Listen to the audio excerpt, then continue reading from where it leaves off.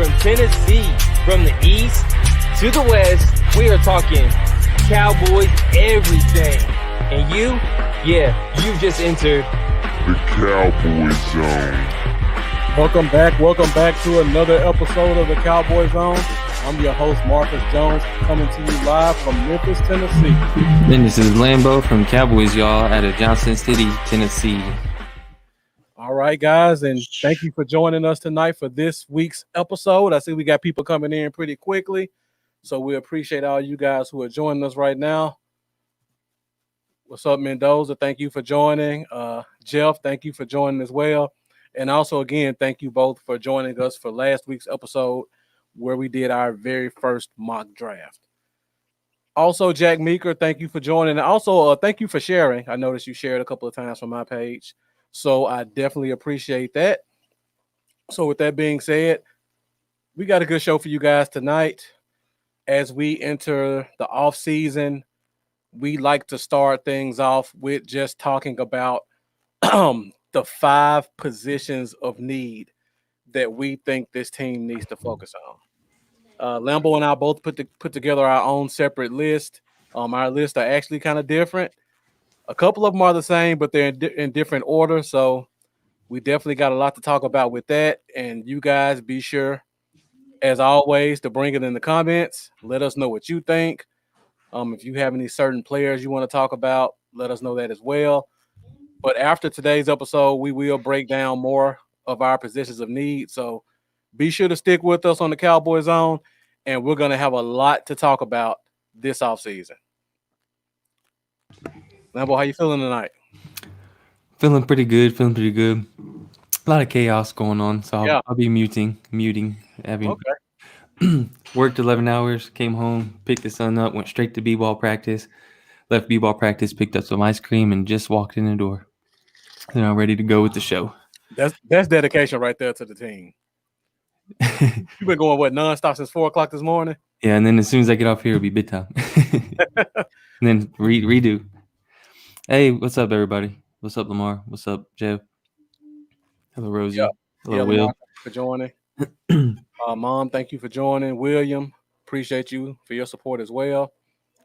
So we definitely got to get into this. I know Lambo's kind of tired, so we're going to kick this thing off, try to give you guys a good 45 minutes to an hour to talk about our 5 positions of need.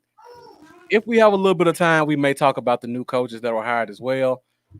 But first, let's start off with 5 positions of need. So basically, Lambo gave me his list, and I just kind of put a chart together. So we'll alternate, Lambo, you go, and then I go.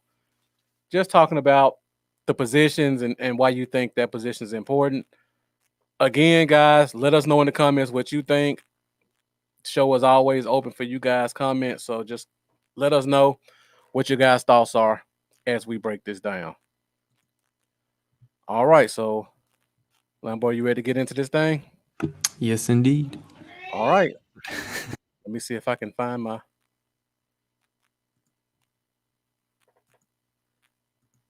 All right, so Lambo, you kick it off first. Your number 5 position of need was starting from 5 and going down to 1. So I see you put linebacker first. This is one of the ones we have different. So let the people know why you chose linebacker as the 5th most important.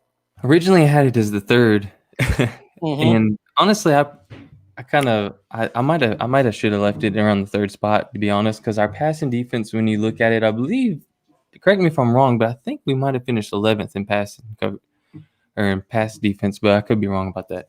For some reason, I could have swore I seen that number, but maybe in 2019. That number sounds familiar for 2019. Yeah, it might have been, but I don't know. It's one of the positions that worries me a little bit. I mean, there is room to be slightly optimistic. Yeah. Because we know if LV can stay healthy, he's shown that he can be a good player. If Jalen Smith's shown that he can be a great player before. And consistency hasn't really been there over the past season, or wasn't there this past season with Jalen. Yeah, he racked up a lot of tackles, but there's a lot of hidden flaws behind all the racked up tackles, you know. Is Sean Lee's going to be out of here? Likely. Yep. I don't think he's coming back. I do like some of the young guys, and now that is the reason I bumped it from 3 back to 5. I did have it at 3. I bumped it back to 5. It's because I still like what we may have in Francis Bernard and Gifford. So those are guys I really want to see more of. It gives me room to be optimistic. So that's why I bumped it back to 5. But I'm a little concerned with LVE's injury history, and I'm concerned with Jalen's up and down play. Like, what Jalen are we going to get next year? And really, I mean, I think both of us would be extremely happy if you inserted Michael Parsons in this lineup. So I think it's a need, but I don't think it's one of the most serious needs on the team. Okay. I'm just going through the comments, putting them up, and you guys are kind of going through our list. I won't reveal everything yet, but you guys are definitely hitting on some of the same things we hit on. And Mendoza, I see your list are you going 5 to 1 or 1 to 5? Do you have cornerback at 1 and then going down, or is the other way around? And Jeff, this is just in general. We want to put our 5 positions of need out there first, and then as we list them, then we'll talk about these are the players in the draft or in free agency who will help us fill those needs. So before we get into all the draft talk and all the free agency talk, we want to establish what we think our needs are, because we see people go all over the place with, we need to draft this player first and this and that. And without knowing where your needs are, you really don't know where you need to draft or go in free agency, which actually comes first. All right, and I see Lamar put his up. Corner, safety, DT, O-line, tight end. Jack Meeker. I feel really good about tight end. I just want to throw that in there.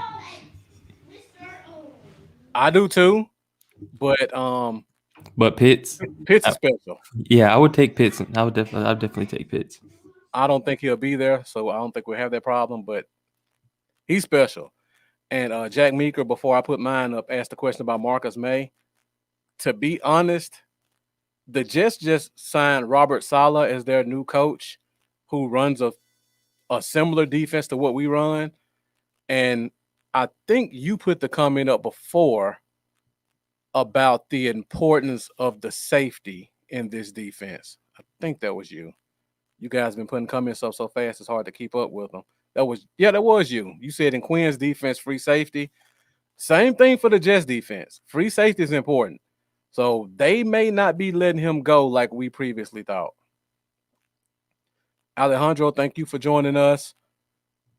Okay, I see everybody's kind of putting their list up. Let me go ahead and go to my number 5 need.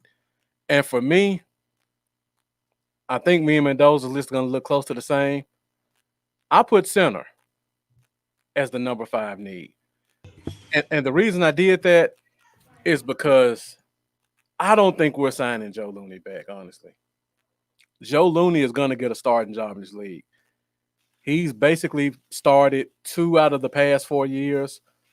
He's looked good whenever he played. Not great, but good.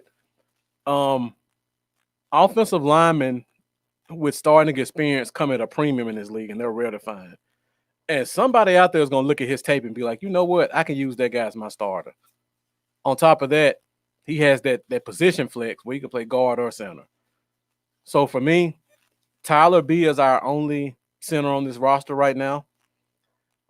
If you look at his history, last year and the year before in college, he missed at least 6 games. So that's kind of concerning. So now I need to go out and find a guy who can start at least 6 games for me. And like I just said, offensive line comes at a premium.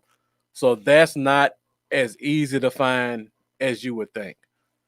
Now, the team could do some creative stuff and slide Connor Williams to center or re-sign Cam Irving. But we're going out strictly what the roster looks like right now. And as of right now, I don't think we have a center on this roster to back up Tyler B. So I think the center position becomes very important. So, Lambo, what are your thoughts on that? I didn't really at first I was like, Tyler Biadasz, I do feel really optimistic about him, but you're right. As far as beyond him, there's little left, really. And you could say Connor McGovern, but yeah, I really feel like he needs to battle for that left guard job. I agree. And so, yeah, I could definitely agree with that. And I know why I was thinking 11 on Cowboys pass defense. It was, as far as yards go, they were 11th in total pass yards given up. But touchdowns, they were in the bottom 5. So giving up past touchdown. Yeah. So that's the concern. But yeah, I agree with you on that. And we definitely could use some depth there, some solid depth. You don't want Biotis to miss any time, and then the center is a very important position, a very important position. Yeah, I see you guys are going through the comments talking about positions of need. I can promise you the spots you guys are talking about, for the most part, we pretty much hit them in our top 5. So just stick with us, and we'll definitely get to those spots. All right, Lambo, let's go to your number 4 position. Make sure this is yours. Yep. So at number 4, you put safety. So let us know why you're thinking safety. Mainly because, no knock to Donovan Wilson, I feel really happy about him. He's what we thought he could be for years, and I think he's only going to grow. I feel very confident in him. I don't think Xavier Woods is returning.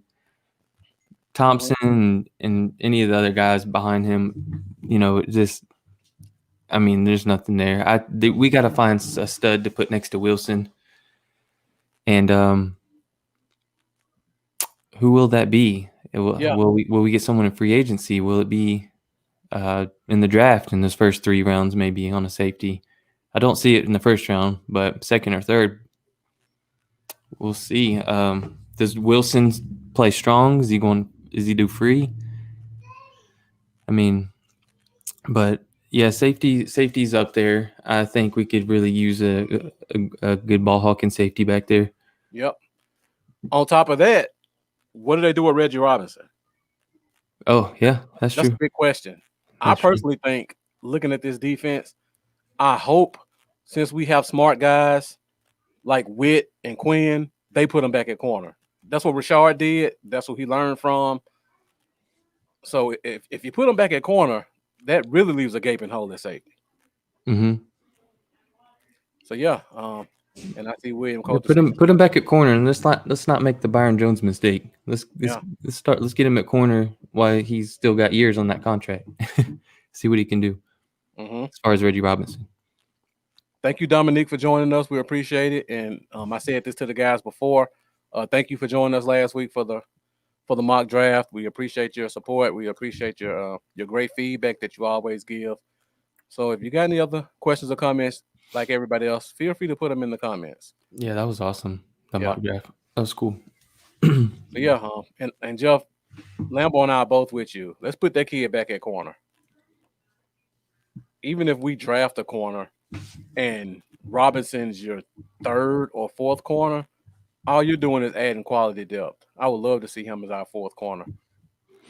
But speaking of that, corners and that mock draft, I hadn't looked into J.C. Horn a whole ton until all y'all was putting him ahead of the consensus top 2. Yep. And Farley and Surtain. And yeah, I looked at a little bit of Horn so far, and I'm pretty impressed. Like, I'm gonna do some digging. I have a feeling he's gonna end up sliding up there for me too. Yeah.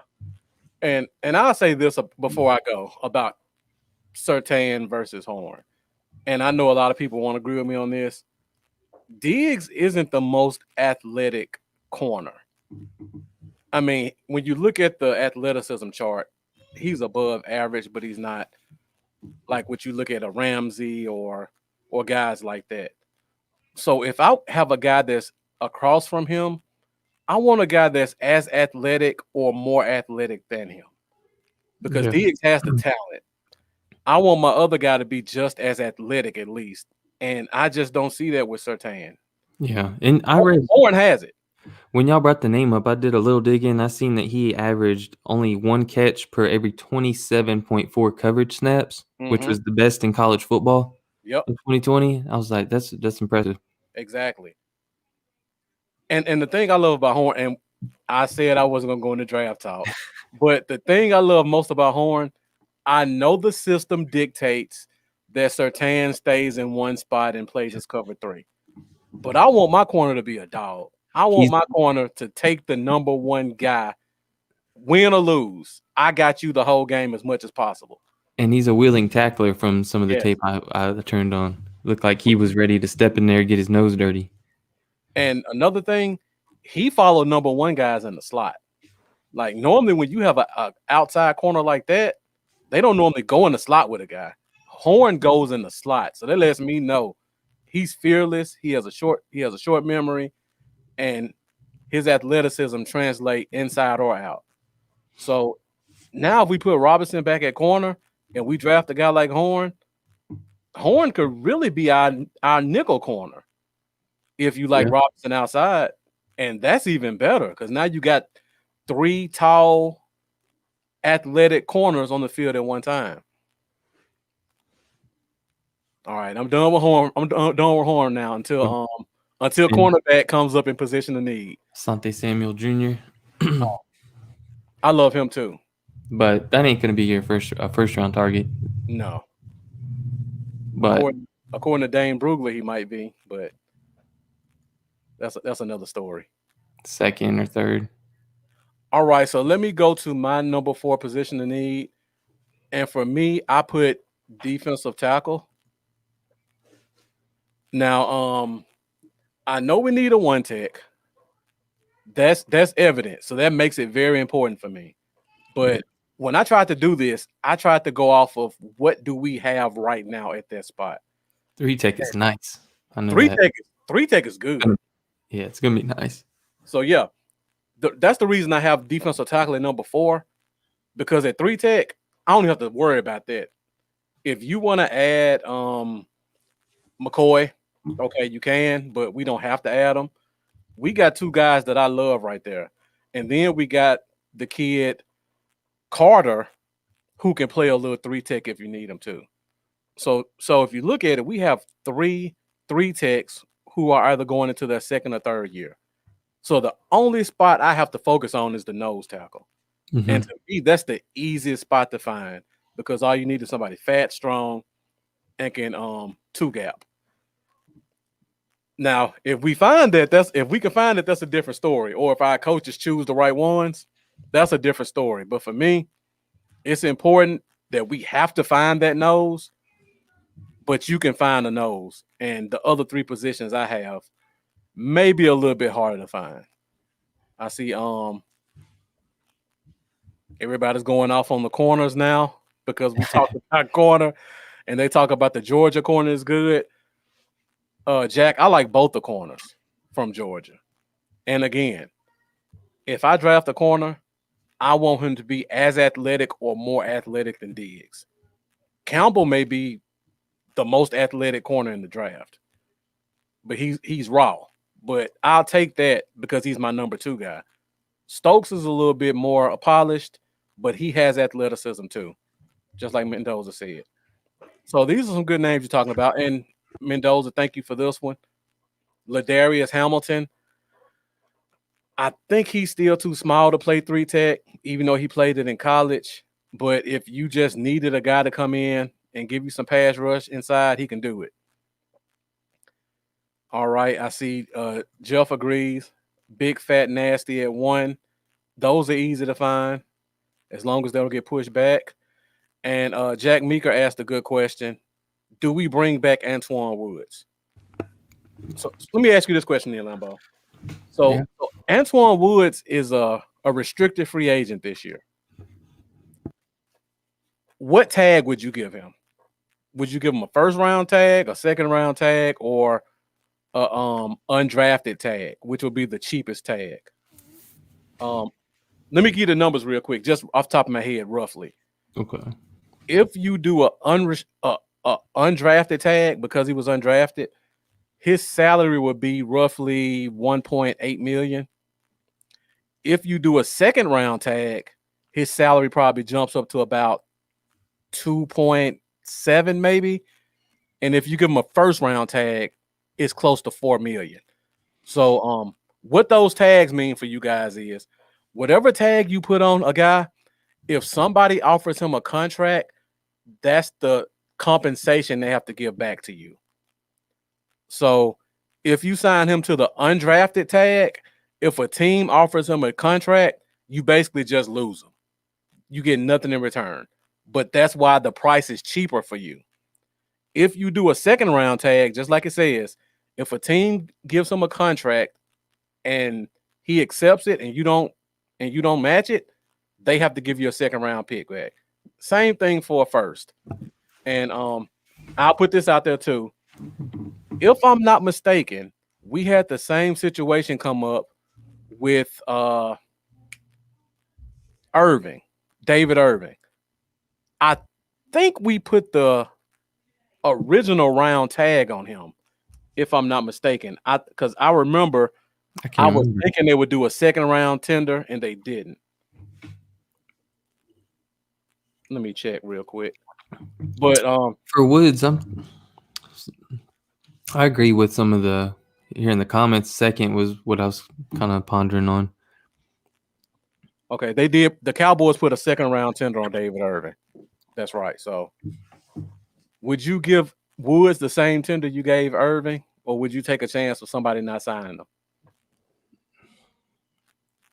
them? I guess it depends where they want to go in the direction. There, I don't know if they got a guy in mind. If they think there's a ton of prospects in this draft that they can hit on the mid rounds, so they feel confident about snagging one of them. It makes it kind of tough. But I'd probably give him a second round tag. Nobody's going to give that for him. So he wouldn't be going anywhere. You know what? I might be willing to take the chance. I think I'd be willing to take the chance. I mean, I feel like you can find a talent. I like Antoine Woods, but I feel like you can find that talent if you miss out on him. Yeah. I feel like you can still find that same talent in free agency or in the middle rounds, honestly. Yep. And the beauty of it, I know you probably got a couple names you want to throw out, but the beauty of it is if you put the unrestricted tag on them, basically you're daring another team to do your dirty work for you. Because now if a team wants him and they think if I sign him to a deal, the Cowboys won't match, basically that team is going to do all the negotiating with his managers and his agents. They're going to write the contract up. He's going to sign it. And then our Jerry Jones has to come in and do his look. Okay, this team signed him to $3 million a year. That's probably what I was going to pay him anyway. Here, just sign it and put Cowboys at the top. We don't have to do any work. Mm-hmm. No negotiations, no messy media. Somebody does the work for us at the end of the day. And if not, we just sign them for 1 year at $1.8 million or whatever it is, or 2.6 or whatever it is. So yeah, and this is my thing with him too, Jack. I say this all the time. I don't know if you heard me say it or we just think alike. He's a 25 snap guy. That's all I want from him. You give him more than that, his body's gonna break down because he's just not built for more than a third of the snaps. And Shane, that's a good point, but I don't think Woods is a loafer. Woods is usually one of those guys that dictates the tone. But like Jack said, you give him more than 30 snaps, and then you get a different Antoine Woods. So yeah, now, but I think you were mentioning Bobby Brown III from A&M earlier. Yep. Yeah. I think he is coming back. I think the guy you're thinking about is Jordan Davis from Georgia. He's going back to school. Oh yeah. Yeah. That's what I was thinking about. But yeah, I think Brown is coming back. I think Brown is entering the draft. Okay. Yeah, and he is short, Jack.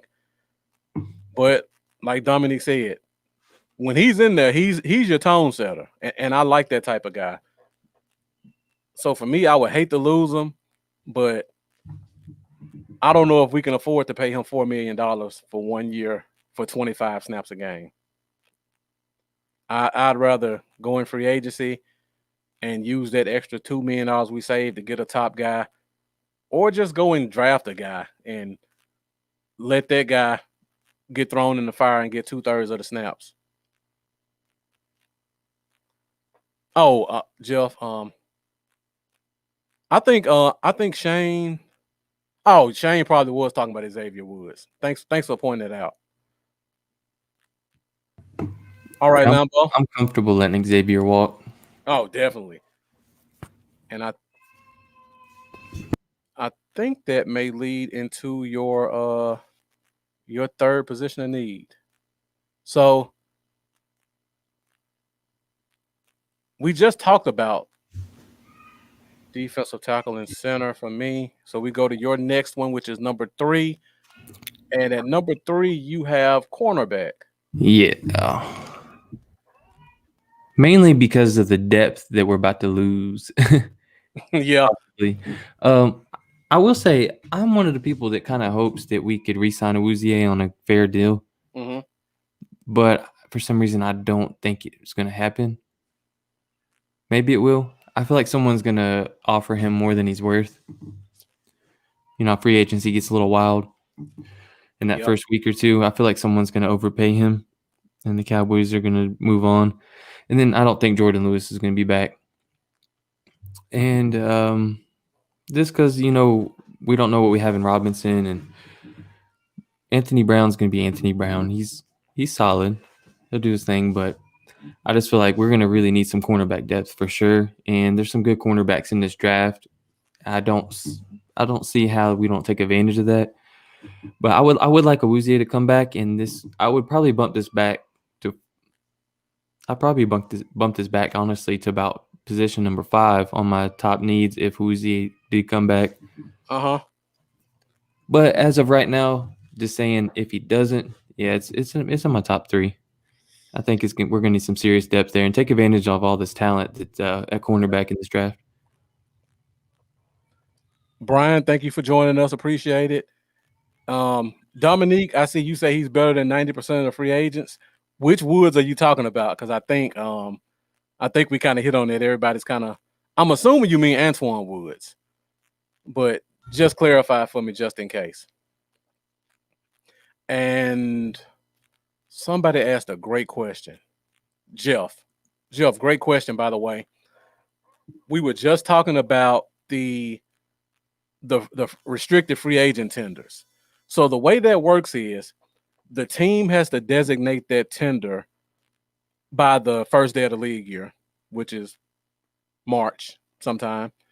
And if a team if that player signs his tender and a team makes him an offer a week or later from the draft, you get a draft pick that year. So if the draft is April 25th, if a team offers him a contract before April 18th, we get that draft pick this year. If it's within the week of the draft, then that draft pick comes the following year.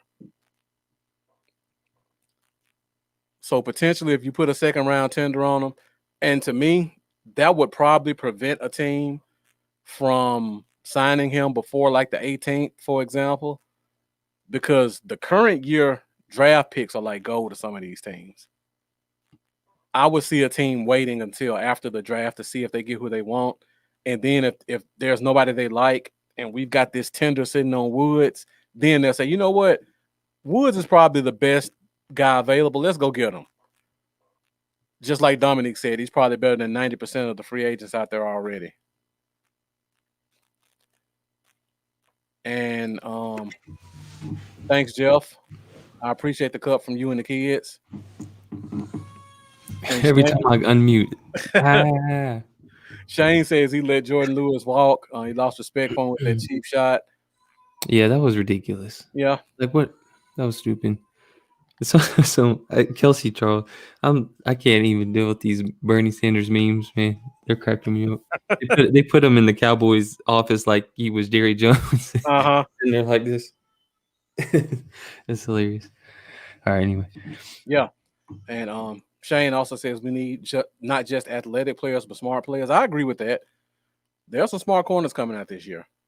I won't say they're all just athletic freaks. I mean, Horn, everything you can say about Patrick Surtain, you can say about J.C. Horn, except that he's more athletic. His father played in the NFL and had a successful career. He's played in the SEC. He played against talented guys. The difference between the two, Horn is more athletic, and he plays like a true number one. Brian, Your name just gets pumped up when you play for Alabama too a little bit. yeah, and for the people who follow me in these Facebook chats, I always like to put this out there. If his name was Pat Smith from Ole Miss, he would be a mid to late round pick. And I firmly believe that. If you take away the last name in Alabama, he's a top 5 corner still. But I think everybody else says he's the greatest of all time just because they see the name, they see the championships, and they see Alabama. Dominic, I agree with that. He's definitely grabby. But a lot of college corners are grabby when they play man. And he has some footwork issues, which I think cause him to be grabby off the line. And I hope with smart coaches, they can correct the footwork problems. He's not a perfect prospect. I'm not saying that. Because I definitely see I see some false steps from him when he's pressing at the line, and that causes him to grab because that extra step he takes can kind of throw him off balance or give that receiver a little bit more of an edge. But everything else I love about him. And Dominique came back. Surtain is cool and calm, but that's easy to do when you got a bunch of first and second round picks all around you, and you're playing in a zone scheme where you're playing off and you stay in one spot, and the team can just throw their number two receiver at you the whole game, and you're basically just shadowing another team's number 2. So that's my opinion on Surtain. If we took him at 10, I would have no problem with it. I'm not calling him an awful player. I just like Horn more. So yeah, keep sucking me back into this draft corner talk. I gotta stop taking the bait. All right, so let me go to my number 3 position, and I believe this is the only position we have the same. And I have cornerback as well. Just like Lambo said, everything you said I agree with. When I look at the cornerback position, this is one of those positions where we actually have depth. I'm just not really fond of the depth in terms of a number 2 guy, number 3 guy, because if you look at it, we have Diggs coming back.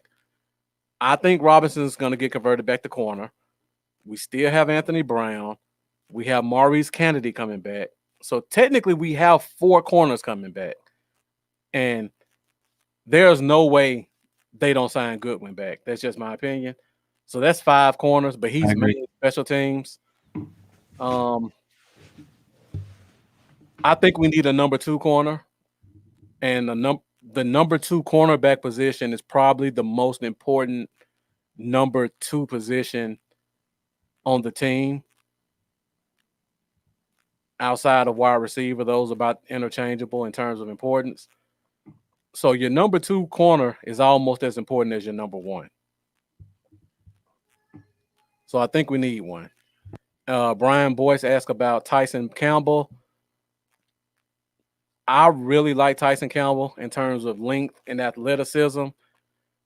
He is an inconsistent player, but I'm hoping that a talented DB coach can help him with that. Because when he looks good, he looks really good. And when he looks bad, sometimes you wonder how he's even on a SEC football field. But the good outweighs the bad for me with him. And he's 6'2", 210, probably going to run a 4.3 in the 40, probably going to have a 38-inch vertical. He has some good tape. I think if he's there in the second round, I'd run to get him. And like Jeff said, that's what your coaches are for. And we'll probably talk about this a little bit later, but we have a great teacher in Joe Witt. So that makes me feel good about if we decide to bring in a guy who needs a little bit more work. Joe Witt's kind of known for being a teaching coach. So yeah, and I'll answer this question, then we'll go back to the talk. Mendoza's asking about Rodarius Williams from Oklahoma State. Lambo, you familiar with him, or you want me to? Not too familiar, to be honest. I haven't Okay. done a lot of my digging yet. Yeah. I like Rodarius Williams. If I'm thinking about the guy from Oklahoma State, I've seen posts saying this corner draft isn't deep. I disagree. I will probably put him around my 8th corner, but that's not saying he's not a talented guy. If he happened to fall to the 3rd round, I would run to the podium. He has talent. He has some good tape. He has good awareness. He has enough athleticism. I think he's gonna make a pretty good pro. But when you look at the potential of some of these guys at the top, and then you look at the talent of some of these guys who, like a Samuels, people might consider too short, or a Molden, and guys like that, I think he kind of falls a little bit for me. I will put him over Darion Kendrick. I'm tempted to put him over Sean Wade, because I think Sean Wade is just a pure slot guy. Yeah, and Dominique hit it on the head, talking about he's Greedy Williams' brother, better and off man. I agree with that. He has good awareness. He's athletic enough, but there are just some more talented and more athletic corners in this draft, but not a bad player at all. Shane, I did see that, and I'm bummed about that. I'm real bummed about that. They're just going to be having the colleges holding the pro days on campus. Mm-hmm. That sucks. Yeah. I hate it for us as fans, but in terms of talent evaluation, it doesn't really concern me. Yeah, as far as that goes, it doesn't. This is from a fan standpoint. Right. Yeah. And guys, we're at 38 minutes. If you haven't done so already, make sure you like this video and also share this video. Share it to your favorite group. Let them see what we're talking about. You guys are making some great comments, and I want the people to see that we have some of the best fans on social media right now. But yeah, Jack Mika says we get a double dip in the 3rd. Boom. Yes. Yeah, I wouldn't be against that, but the That 3rd would- round is D tackle and linebacker for me. Yeah. I love and maybe offensive line if we don't take one in the 1st. 3rd round is where you find a big nasty one tech. Yeah. And he's going to be one of the top 3 in the draft. You can find him in 3rd round. Yep. I talked about this earlier, Brian, before you came in. I don't think Lewis is coming back. I think Brown is pretty much penciled in as your slot guy right now. But if you draft a guy like a J.C. Horn or Eric Stokes or Asante Samuel in the 2nd round, you can put that guy at slot, let him get his feet wet, and just hope with a guy like Reggie Robinson that he's talented enough and he learned enough from his 1st season. He learns how to use his length and his athleticism to be good enough as your outside guy. So for me, if we choose the 2nd round to get a corner, that guy is probably going to be my slot corner. So yeah, and Jack Meeker, you're right. That Senior Bowl is going to be very important for some of these guys, because this may be the only time that some of them actually get looked at by NFL scouts and coaches. So the Senior Bowl is going to give some of these guys a real leg up without having that combine this year. Yeah, and Mendoza was talking about Greedy Williams, and Dominic right there with you. He's a 3rd round guy just because I feel like the depth in the draft at corner. All right, Lambo, let's get back to it. So we'll go to your number 2 position of need. And I think we kind of flipped on this one. But at number 2, you have defensive tackle. So let the people know why you have that at such high importance. If you look, I guess if you was saying defensive tackle as a whole, it wouldn't be that high up because I feel great about, and this is crazy. I feel great about Tristan Hill going into this season. Which, wow, I never would have thought I'd say that. Mm-hmm. I wanted him out. I wanted him gone. I was like, trade him while we can still get something. This is a bust. Like, I just don't feel good about him. I didn't like him when we picked him. But wow, he really looked like he can be something on this team. It sucks he got hurt. I'm really excited to see him play again because he really looked like he was starting to get things. It was clicking for him. And Gallimore, we've seen how he started to come on once he finally was getting those reps. Once we did that addition by subtraction and got Dante Poe out of the way, and some, so I feel great about the 3 tech position. I feel great about that. But mainly, I got number 2 up here, or I got the number 2 because 1 tech. I can't even remember the last time we had a 1 tech that this could take over in the run game or run defense. We just need a big nasty, like. Not anymore. Like, we gotta stop trying to find these cheap pieces. Yep. These undrafted pieces and all this mess. Like, get you a top 1 technique. Or some guy who was a 4-string D tackle for we'd never take it serious. And it is time to get a big nasty with talent. And we gotta do something, man, to stuff this run up. Mm-hmm. So it's really important to me that we can stop the teams from blowing up for 6 yards. We can't be allowing 3rd-string Browns running backs be running all over us the way they do. So we're gonna have to do something about that. Yeah, Big Handsome. Yeah, Dominic said let's stop using Big Nasty. Let's use Big Handsome. Well, I want them to be mean and grimy. My coach used to call us dirty bull necks. I want them to have a mean attitude. Yeah. Yeah, I definitely want that 1 tech to be a tone setter. I want him to be the guy that's just big and aggressive and pushing around 2 guys, getting the other guys hype. Yeah, and like Brian says, he agrees with you, Lambo. We never take those positions serious. Never do. Yep. So when I looked at this, I looked at it in terms of what we have and what I think we need. But if I look at it just at the importance of the nose tackle, I'm right there with you. This goes up to number 2.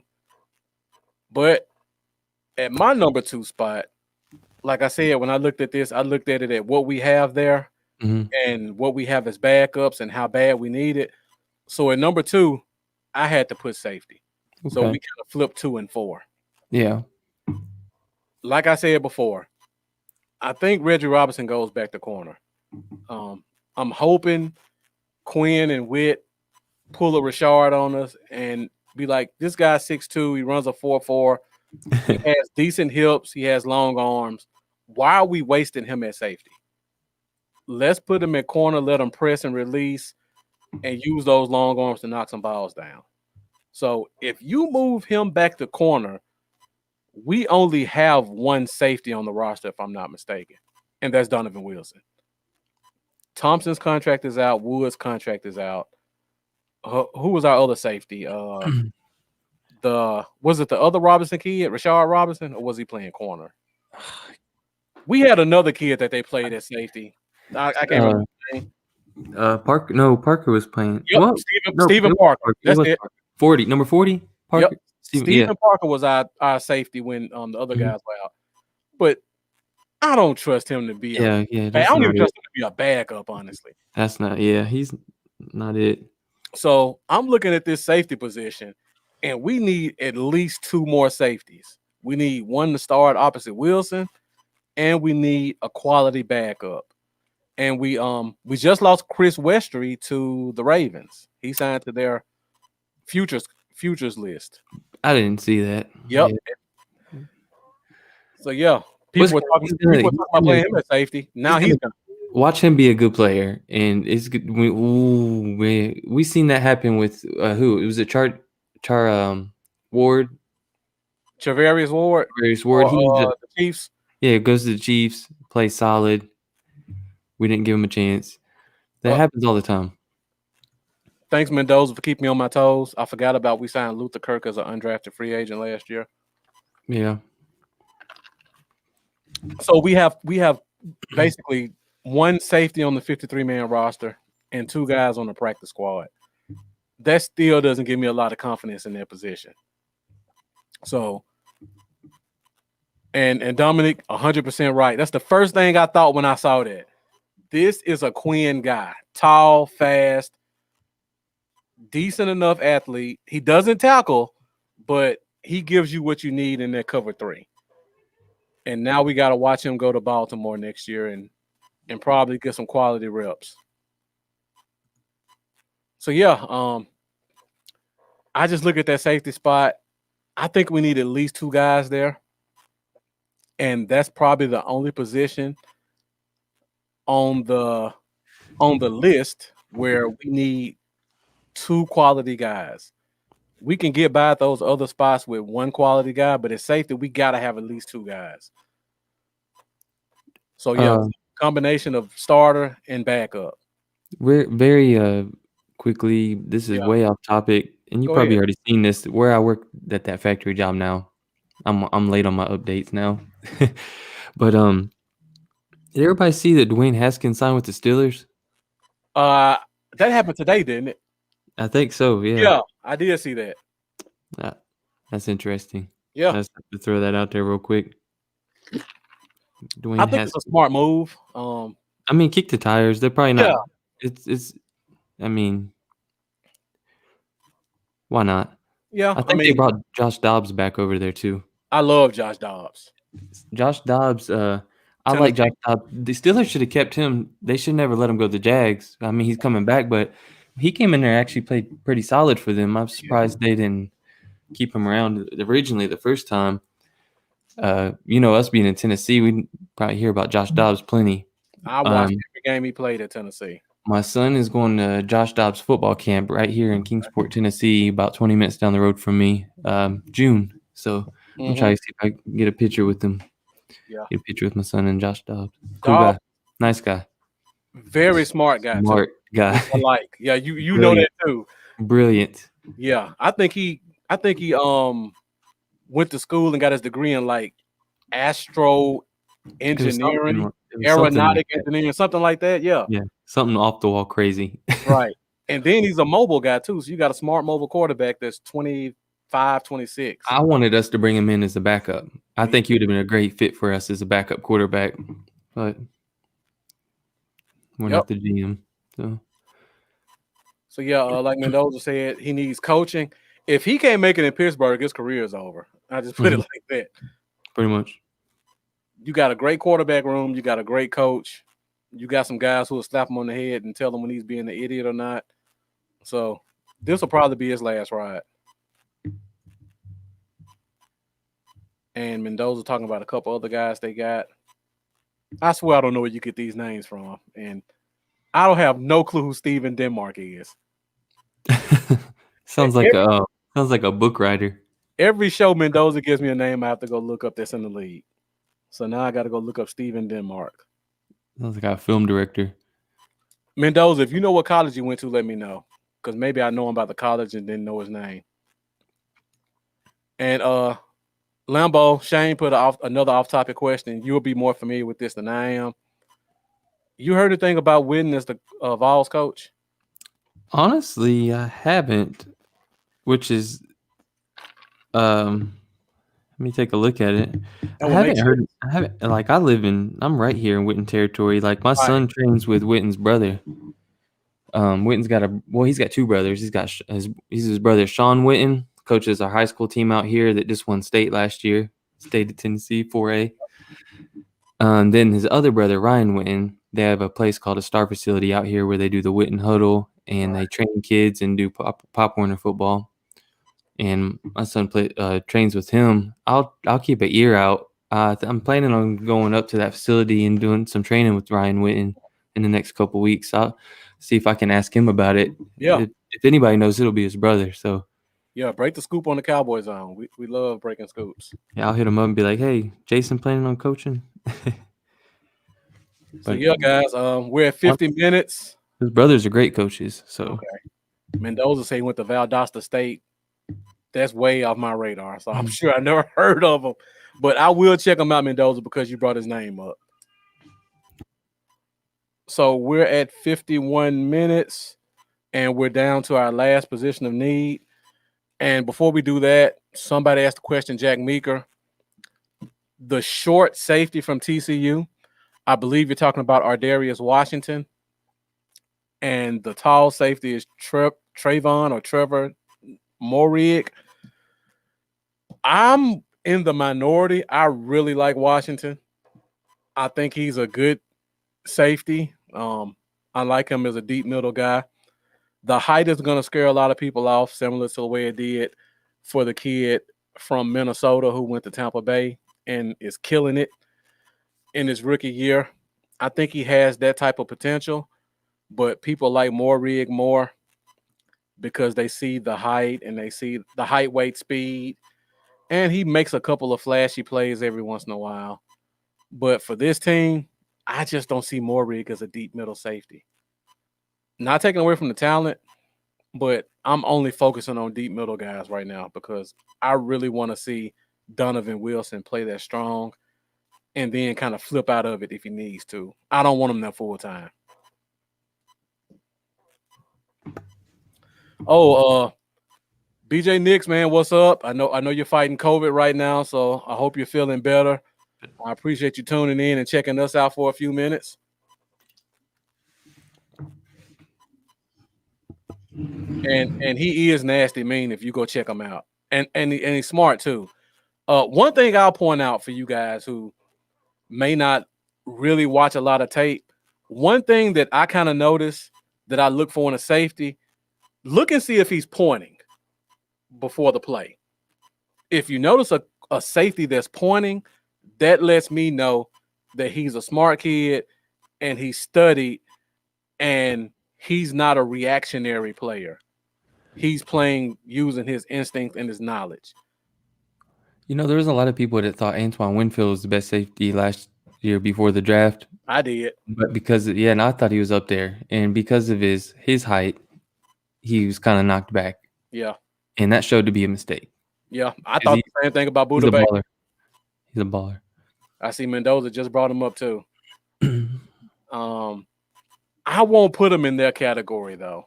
Baker and Matthew, to me, were special safeties. I can't put him that high, but for a small guy safety, he's definitely got talent. I like him more than Morig. I know a lot of people don't. I know a lot of people don't like Cisco. I don't know why, but we'll save that one for another day. Mendoza speaking my language. Jesse Bates is my guy. Probably one of the best young deep middle safeties in the league. And Cisco reminds me a lot of him for you guys that like to hate on Cisco. I don't know if I would trade Gallup for him, though. I would have to go look at what the contracts look like. That'd be something I would consider. But I don't know if I'd do it straight up. Washington probably will end up going third round because people don't like small safeties, but he'll be one of those guys that surprises you. Tape don't lie, Dominic. I'm assuming you're talking about Cisco because I guess we have a difference of opinion on what the tape shows. I don't know if you're talking about Cisco, Morig, or Washington when you say that. But Mendoza, like you said, Bates, it's not a lot of players I would consider that trade for, but Bates would be pretty high on that list, depending on what their contract looks like. All right, I see Dominic is on the same page as us, talking about trading for Bates. Great deep middle safety. He would fit this scheme perfect. All right, Lambo, I think we're at the number one spot. Okay. Dominic talking about Cisco. Go ahead, Lambo. Me and Dominic go back and forth on this one. We only have two players we disagree on. While they discuss this real quick, everybody that's watching, go ahead and put in the comments what you think is going to be in me and Marcus's number one top 5 position of need. That's curious what you guys think it's going to be. That's a good question. So we'll wait a few minutes on that. And by the way, was it Shane who was talking to me about Tennessee and Jason Witten? And yeah, it was. I will check on that with his brother Ryan Witten. But in the meantime, I did see where Peyton Manning is supposed to play a huge role in Tennessee's head coaching search. Okay. So apparently Peyton Manning is going to be slightly involved in who they end up hiring. A lot of people would just wish it would be him, but don't look like he's ready for that yet. Well, it looks like the comments are going offensive tackle or back or quarterback number. So you want to give it another minute and see if some other people want to respond? We can roll whenever you're ready, unless you're doing the Cisco. Nah, I don't want to go into Cisco. Me and Dominique disagree on 2 players, and that's Andre Cisco and Rashawn Slater. I can tell you one thing. By some of these replies in the comments, I can tell you that me and you might slightly be on the same page about our confidence in some of the depth we have at a certain position now. All right, so Lambo, I'll let you go first. And number 1 position of need for the Cowboys. Let me make sure I pull it up right. And that is quarterback. Should we go ahead and hit yours too at the same time? I can't do a split screen or anything, but yeah, mine is quarterback too. I would say because it would be the same thing. We both actually ended up with quarterback as our number 1. And we don't talk about this stuff before we do it either. We just threw it out there, and then he was just like, "Hey, that's mine too." Basically, it's the most important position on the team, and until Dak is signed on the dotted line, and I know for a fact he is going to be in the house. Like I assume he is. We all hope he is. Yeah. But I mean, until it's for sure, it's the most important position on this team because we're not going to go anywhere without a star quarterback. Yep. We got to have him.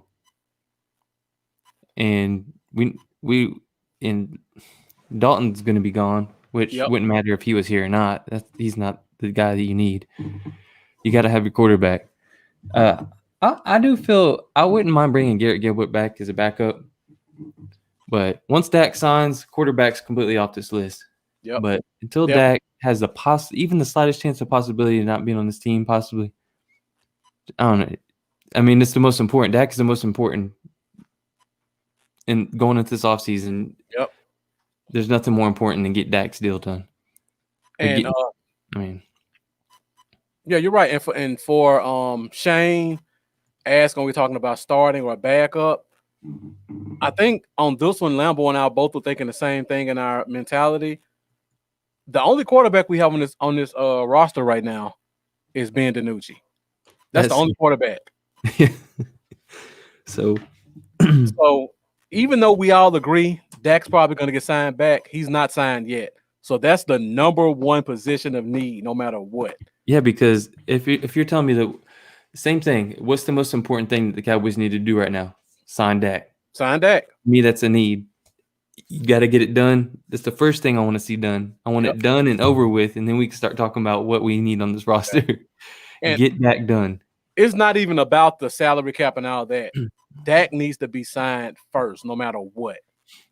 And Lamar, we're not saying draft a quarterback or anything like that. We're just saying take care of our quarterback. Take care of our quarterback. We have 1 quarterback under contract right now, and that's Ben DiNucci. As of January 21st, Ben DiNucci is our quarterback. We need to solve that problem. And be ready for the deal to be more than you expected to, because they didn't do it last year when they should have. They didn't do it the year before when it really could have been a great deal. It's going to cost us. Yep. So be prepared for that. I'm just saying, I've argued with a lot of people on Facebook about how much this deal is probably going to be. We're not talking 33, 34 a year anymore. Yep. That's past. I mean, don't be mad at Dak. Be mad at the front office. How about that? Exactly. So, all right, Lambo, before we get out of here, let me ask you this question. If well, we'll look at your list. Right, go back to your list real quick. So we see Lambeau's top 5. What would have been your 6th position of need? Ooh. You want me to go first since I just threw It the would have question? been. It would have been tackle. Okay. Just because I feel I'm not gonna go ahead and like freak out about Lau Collins missing last year. He hasn't shown to be like injury prone since he's been in the league with us, so I'll give him a pass. I'll assume that Lau Collins is going to be back and good to go. Tyron Smith is a little concerning, but Brandon Knight played really solid. He showed that he can hold his own. Terrence Steele actually started to come on at the end of the year. Mm-hmm. He had a lot of struggling, but I feel really confident with Brandon Knight being our swing tackle. But Tyron Smith, the health is a concern with him. So tackle would be my next position. And there's some good ones. And I like the mock draft we did with Dominique's pick. That wouldn't surprise me one bit if it was Slater, the offensive tackle. It wouldn't surprise me, but we'll see. We could actually save. I think if we made Tyron, I'm not saying this will happen, but if we made him a post June cut, I think we save about $10 million. Yeah. And next year it would be way more. So I think it'd be more likely that it would happen next year if we were ready to move on from Tyron. So it would make sense to start grooming a tackle this season behind him. I see Dominic's giving me his case for Cisco in the comments. And I won't go into it, but those pros are what I focus on. I'm not really concerned about my deep middle safety having great hips. I'm not concerned about my deep middle safety struggling in man coverage because that's not what I want him to do. I want him to stay deep, anticipate the ball, and catch it. He does those three things very well to me. I could be in the minority on that, but those 3 things he does well. If I want a safety with fluid hips that can cover man, I'll go get Holland. But that's not what I want. That's where I am with Cisco. All right, so for my list, pull mine back up.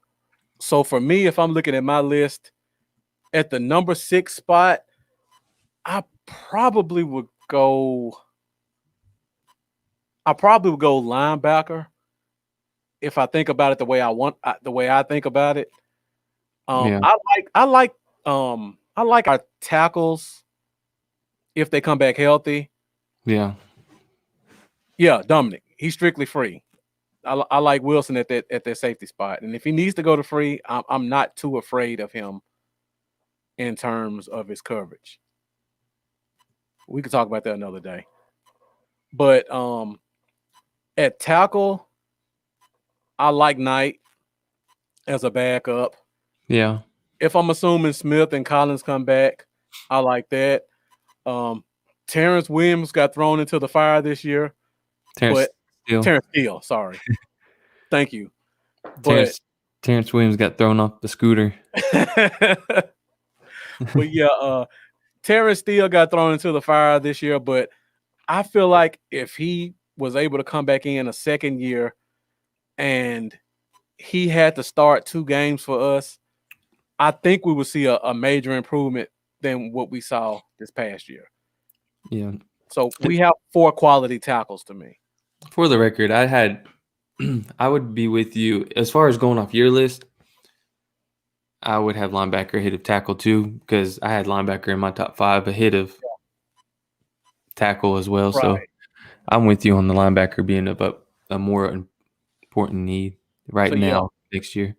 At my 6th spot, I would probably put linebacker. And that's only because I feel like Jalen is a Sam. And I feel like we need a backup middle because we all know LVE is a 8-game player. And we need a wheel. He would after I buy his dang jersey. I was excited about LVE after that rookie season, man. So I think we have decent enough to put starters out there. If you put Jalen at Sam and put Bernard at Will, There you go, right there. That's it right there. You let him slide to 10 and then pass on him, and I will snap. I'm just saying. And the reason I think he makes a great fit because I just feel like the Cowboys are going to put Jalen at that wheel linebacker spot. I just feel it. I don't think he needs to be there, but I think they'll do it. And then you put Parsons at that Sam. I think you really got something. Yeah, I'm man. still worried about Jalen at that wheel spot playing in space, but Parsons is gonna do his thing at that spot. But yeah, I think we need more linebackers than any other position outside of my top 5 right here. Yeah, I agree. Shane, I wouldn't be against that if he is available. I haven't really checked. Smart Mariota still with what? Didn't he sign with the Raiders last year? Mariota? Yeah, Mariota. Yeah, he was with the Raiders. I don't know if it was a 1-year deal or not, but I if he believe is, he is.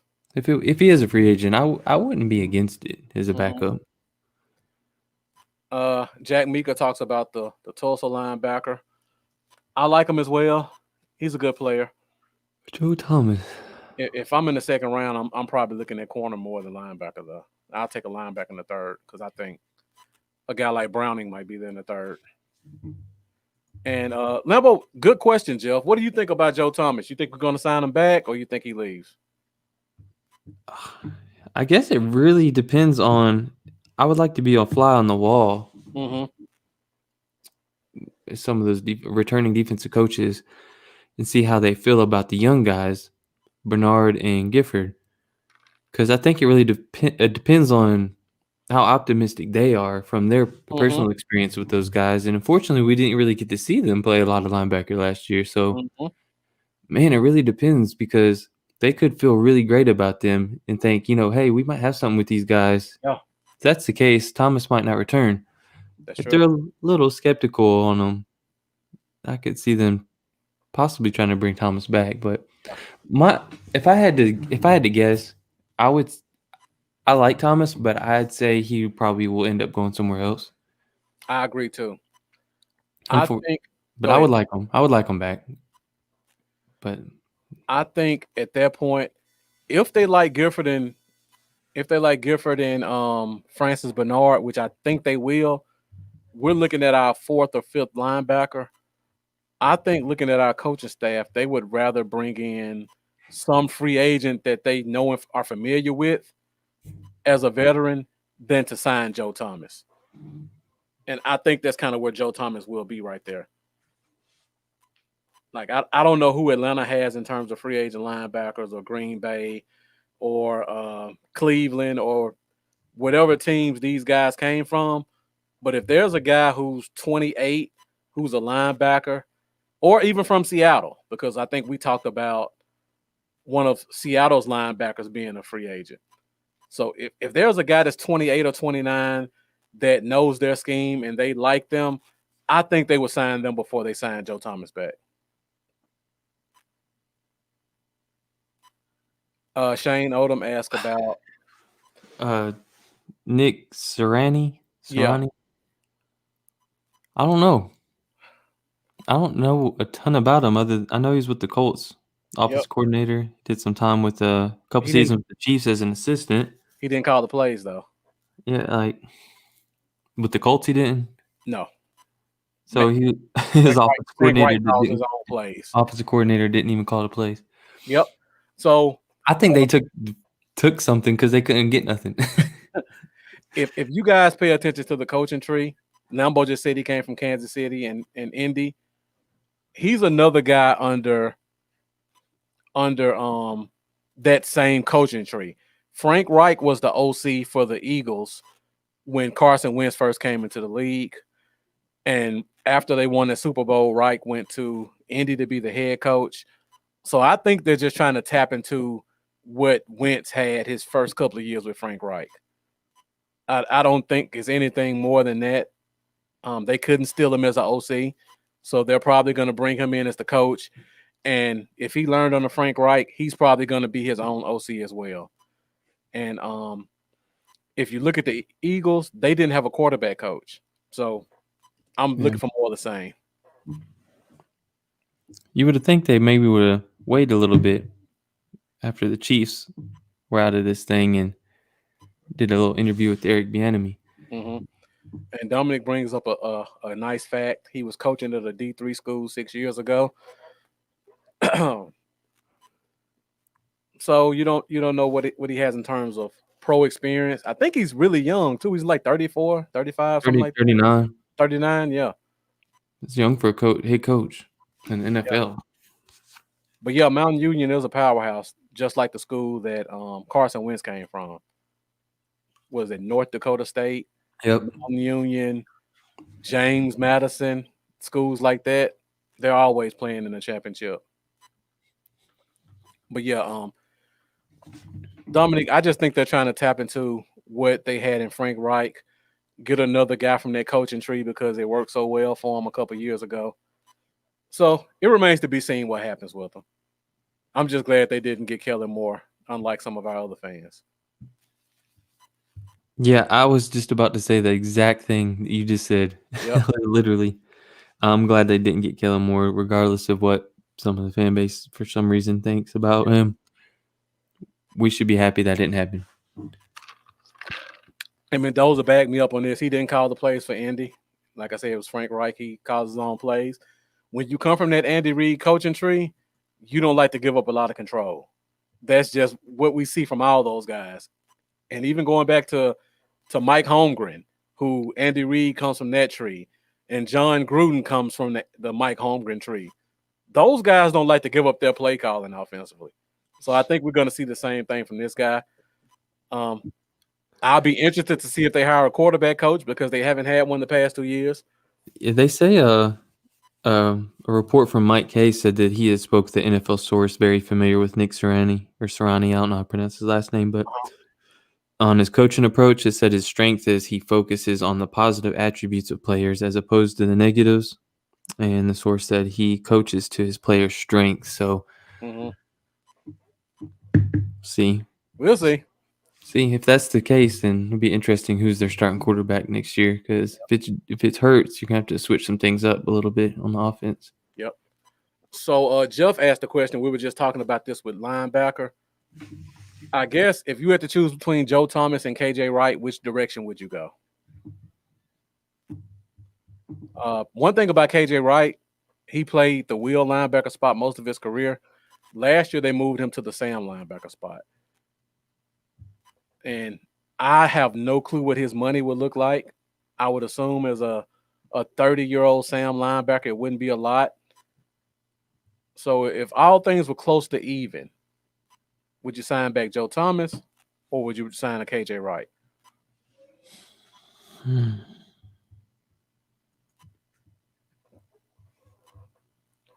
That's a tough one. That's one of those decisions I think the team will have to make this offseason. I feel like I need to bring him in for a visit. let me get a look at him out there and Oh, let me see. Was he 30, 31, 31. 6'4"? How old's Joe Thomas? Joe Thomas is up there too, I'm pretty sure, in his early 30s now. Or I close would probably guess Joe Thomas is probably 29 or 30 if I had to guess. AJ Wright's a Mississippi guy like you. So yeah, he played for Mississippi State. Yeah.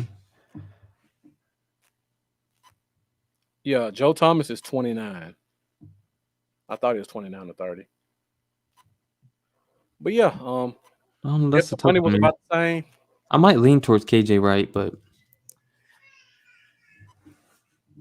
either would be solid for us. Oh, my daughter is mad. She don't want to go to bed. So yeah, see, we got a couple more comments, and Jeff brought up a good point about Thomas contributes on special teams. I like our special teams base. Our special teams improved dramatically from 2019 to 2020. I would hate to lose Thomas, but if we get Goodwin back, I think that guy's just such an animal at special teams. And Francis Bernard looked pretty solid on special teams as a rookie. He looked solid on special teams. He's going to improve. So yeah, we have guys that can backfill that spot, and we'll see if the Noah Brown experiment continues. I was really high on him coming back last year. I have to kind of read the tea leaves a little bit to see if I ride that train by myself again this year, like I had to last year, in terms of special teams play. And see, we got a couple other comments. Lamar talks about the Quinn signing. I definitely agree with this. I think Quinn is going to be a good addition. Just looking at all the chats, everybody's looking for the perfect coach. There's no such thing. No matter what defensive coordinator you bring up, we can all find flaws with them. Even if it's a guy who's been in the league 40 years, like a Phillips or a Greg Williams, they have flaws. I don't think there's any such thing as a perfect coordinator. As long as I get a coordinator who hires a good coaching staff, which I love the Joe Witt signing, the new defensive line coach. I don't know much about him, but just looking at his background, it looks like he's a smart guy. He was the head of the NFL development for NFL UK, which tells me he knows how to train players and coach players, and he's smart. And he's also a former DC. It was for a team in the UK, but still, football is football. So I kind of like that. It looks like he's bringing in teachers, which is always good. And we go back to a 4-man front, which as long as you give me a 4-man front, I don't care about who the DC is, honestly, because the last time we had a 4-man front, our defense was number 12 in the league with not as good players. And Mendoza, you talked about Kennedy. I forgot he's a good special teams guy too.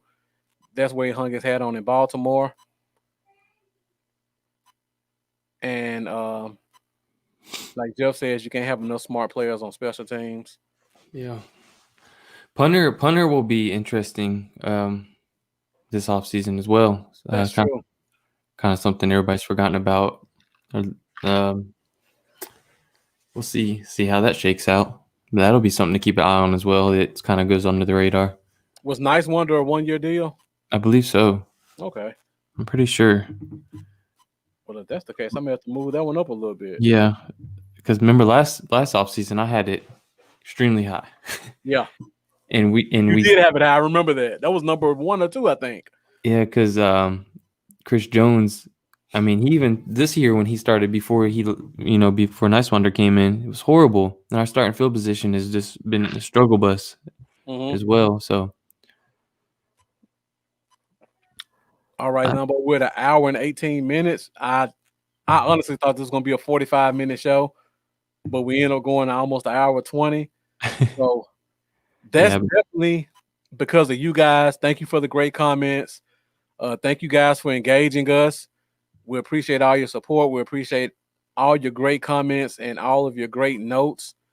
You guys keep us on our toes, and we definitely appreciate that. So, Lambo, if there's nothing else, you want to close this thing out? Yep. You guys, let them know where they can find you at. Y'all can find me, of course, on Facebook, Twitter, YouTube, and Patreon at Cowboys Y'all. You can find me on Instagram at Cowboys Y'all 88. Most importantly, I say this every time, please subscribe on YouTube and hit the little bell. It really helps us out when you guys subscribe on YouTube. We're both trying to work our way up to 1,000. It's a long road to 1,000, so please help us out, guys. Even if you don't get on YouTube, just sign in quick enough to subscribe to us. Help us out. Thanks. All right, guys, you can find me on Facebook, Instagram, YouTube, Bluff City Cowboys. Like Lambo said, make sure you go and subscribe to the YouTube channel. Make sure you hit that bell. We appreciate all your support. We don't normally do this, but I put the cash apps at the bottom. So if you like what we're doing and you want to support us, be sure to show us some support financially as well, because we're still trying to grow this thing out, and we need your support to do that. Just as much as your likes and your shares, we need your assistance financially. Please. Yeah, so I think that's it for the Cowboy Zone. Next week, we're probably going to choose 2 of these positions of need and kind of break down some of the guys that are available at those spots. So until then, I'm Marcus. This is Lambo, and we are out. You guys have a good week. See y'all next week.